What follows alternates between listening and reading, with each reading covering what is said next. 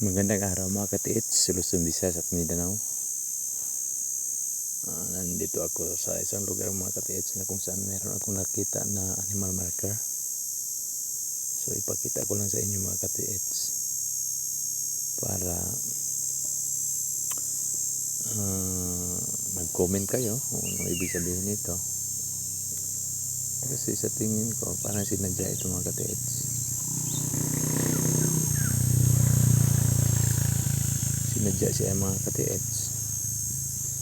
Pero kung tingnan natin dyan mga katiits, parang wala siyang forma. Pero kung tingnan natin sa gilid mga katiits, mayroon. Mga katiits.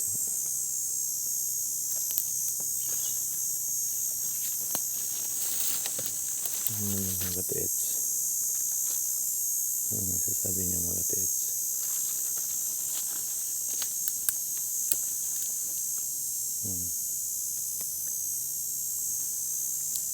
Mga katiits. At ito ay nakaharap sa batong ito mga katiits. Malaki ang bato na ito mga katiits. Oh.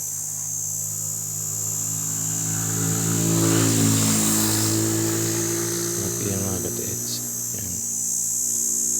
Para sa akin mga katiits ay para siyang ulo ng kabayo mga katiits. Napakaganda mga katiits. Tagos pa yung butas niya sa parang mata niya, tagos yan mga katiits. Mayroon siyang mata mga katiits.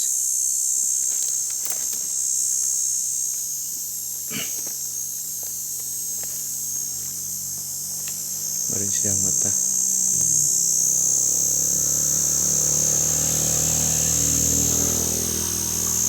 So ito ang mata niya mga katiits.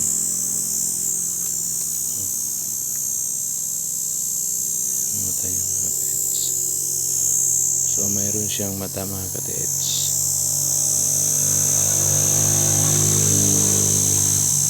Napakaganda mga katiits.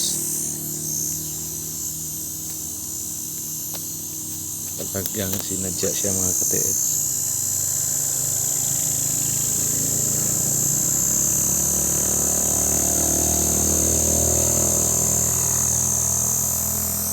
Yun. So dito sa kabila mga katiits, ang forma niya. So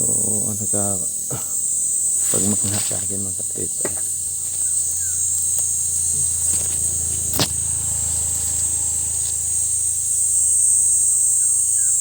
Kabayo siya talaga mga katiits. Tapos may mata pa. Yun, mata niya mga katiits. At ang butas niya ay tagos doon mga katiits. Tagos sa kabilang banda mga katiits. So talaga mga katiits, para sa akin ito ay sinadya.